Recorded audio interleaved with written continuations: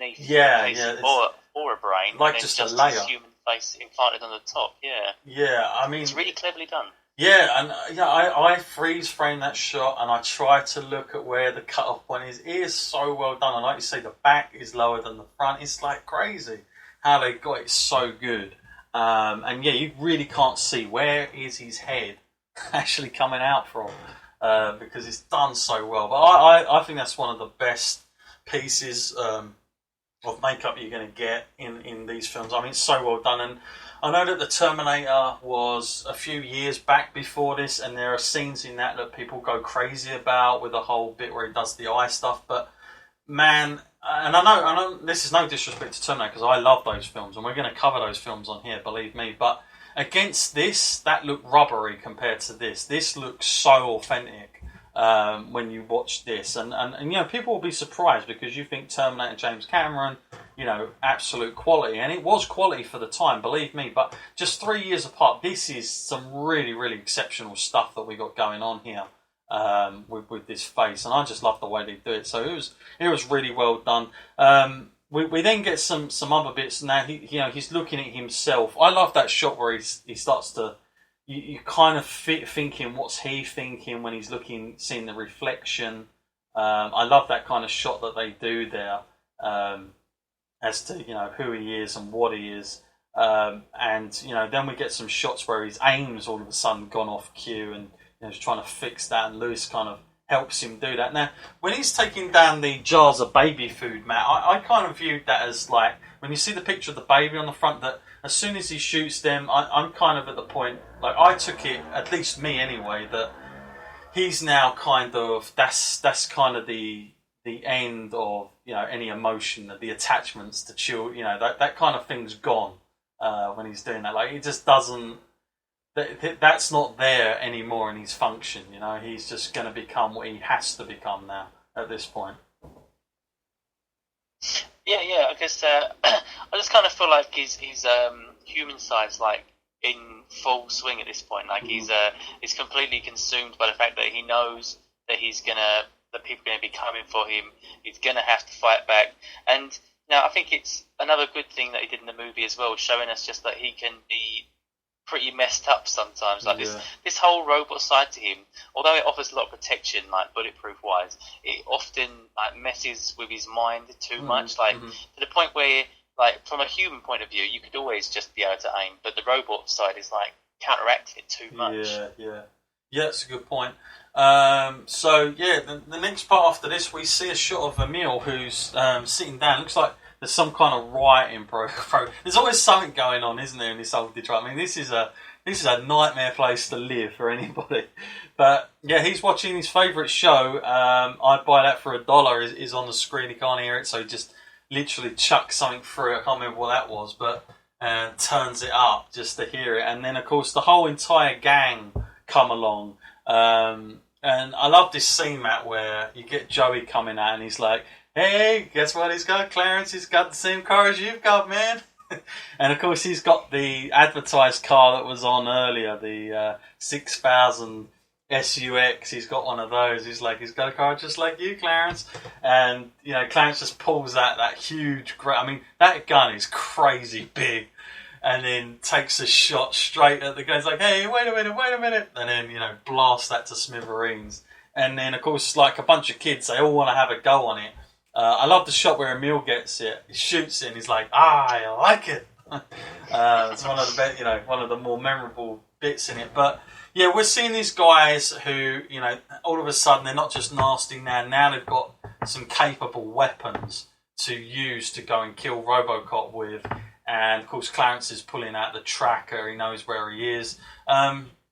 Matt, for you, did you like the way they set this up and how it was going to go down, and the fact that it was all going to take place back at the place where it all sort of began, I guess, in essence, of, you know, the killing of Murphy? Yeah, I mean, this is a crazy scene as well when they're testing out these guns. I think, like, in these sequences, the glass they're using is actually, like, real glass as well, which I'm not sure you get away with these days, but that's what it was. And when the shop explodes and Clarence and Leon are leaning against the car, they were actually too close to the explosion, to the point where they both got stunt pay for being that close. Because I think they actually got some debris in their clothes and some of it into their face even after that scene. Wow, yeah, I did not know that. Yeah, I mean, they would have just set charges and just gone bang, bang, bang when they did them. So, yeah, that just goes to show you. Yeah, that's how they were making movies back then, people. Yeah, it just looks like they just pretty much took over a load of streets and just blew them up to smithereens, for a couple of weeks when they were shooting this film. But yeah, we go back to the steel factory, and we're going to get this sort of like big kind of showdown now, and we see them kind of pull up, and they got the van with them. That was with them originally. They got the car, and of course, Robocop. This is after the whole AIM thing goes on, and it's in the whole shooting food business. That they show up, and then of course he says, you're looking for me, and they take a massive shot, get it completely wrong. Robocop takes Joey straight out of the game. He is nowhere to be seen, and it's like game on again. But the one thing Dick Jones underestimated giving these guns to these guys is their aim, because it's pretty terrible for the most part. It's a big gun, but they still manage to miss quite a lot of shots here, especially Leon. I'm not sure where the hell he's shooting at sometimes. It's really needs to take his time. Let it go easy, and he might get the shot. But he doesn't. He's running about, and then they're all getting into the cars. And again, this is quite a hectic, crazy scene here, because a lot's going to happen in a very quick space of time here. But I like the way it's done, and there's some funny, weird stuff going on with all this stuff. But we get to the point, Matt, where of course Emil tries to drive over Robocop in that van, and I love the way it's done, where Robocop kind of just, he's not running, but he kind of just like sharply turns and moves just that little bit step quicker to miss Emil going into him, and then he goes straight into this huge ton of acid. It's this massive great tank of acid that comes out. But I like that shot. The way he does that, all of a sudden just turns so sharply. It comes across really well when they shoot that, Matt. And of course, this is where we get Emil and that shot of him completely drenched in acid. Man, when you saw that for the first time, what was your feelings? Because that is a scene and a half, isn't it, that one? What have you? Yeah. Well, this is like one of my earliest memories of this, and I used to think this was so horrific. I was like, what the heck is this? I was like, it's almost like watching a completely different film, like it went into horror. Frankenstein. And, but I've got to say, over the years, I've realised it's one of my best deaths in a movie. And, of course, didn't kill him, but I've got to assume that if he was left like that, he wouldn't be surviving for long. No. Yeah, he is literally done. His lips are bulging. Again, great makeup. Very over the top. This is Verhoeven all over. He's not just going to give you quiet deaths. He's going to go the extra mile.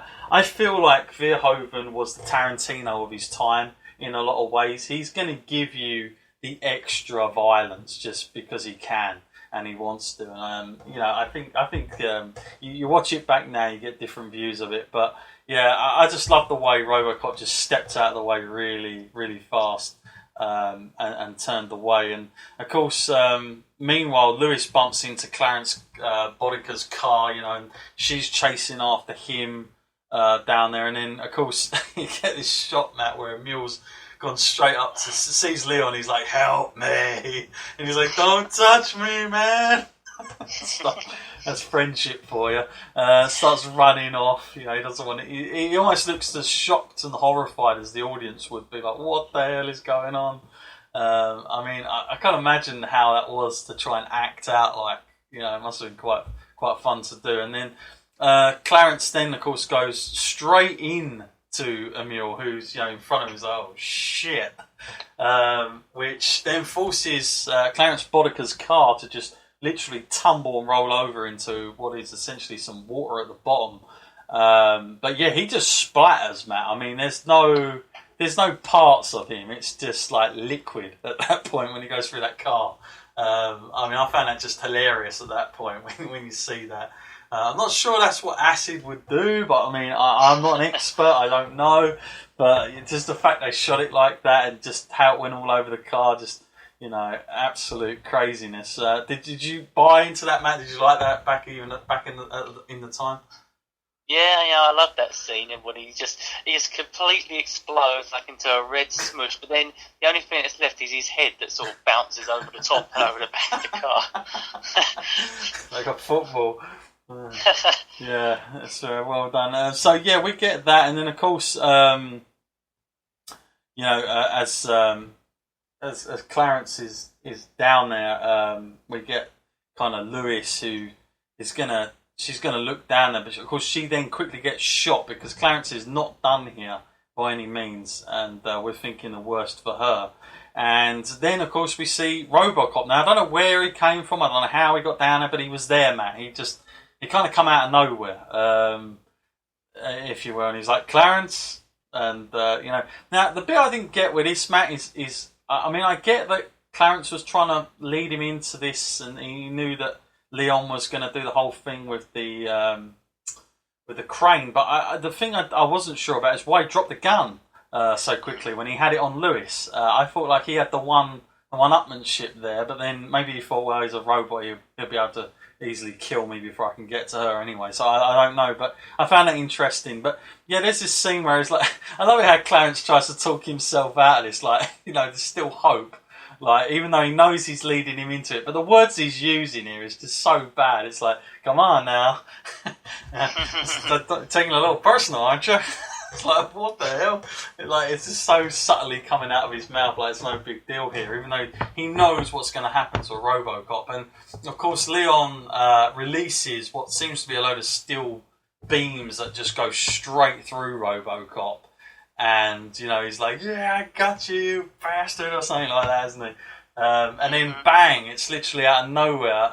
Lewis has managed to get her hands on one of those guns, and he's gone for a Burton.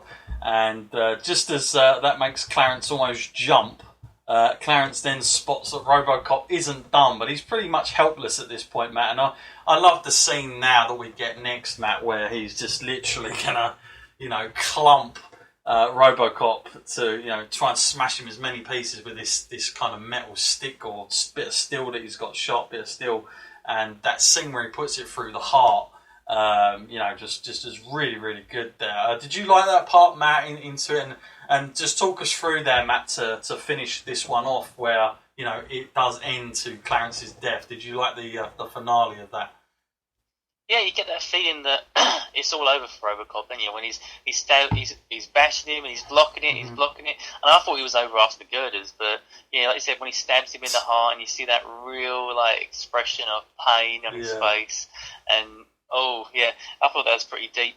But then it's such an ingenious kind of thing that happens next when he gets that spike out, isn't it? And just jams it into his neck, and that is so much gore, instantly, a huge splatter of blood, and it's just spurting out of his neck. and that glove, that spike glove, it's a separate entity as well, isn't it? They couldn't do anything with that in the suit. They just had to get someone else and just stab it with things.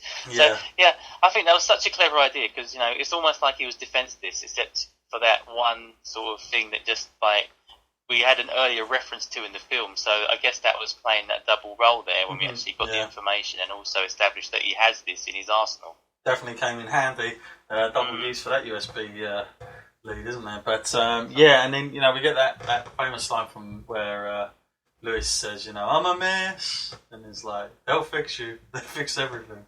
At the end of it, and that's the end of Clarence Boddicker at the end of his film. I mean, I was satisfied with that as an ending. I had no real problems. I felt like that, was a pretty painful death for Clarence, and I enjoyed that.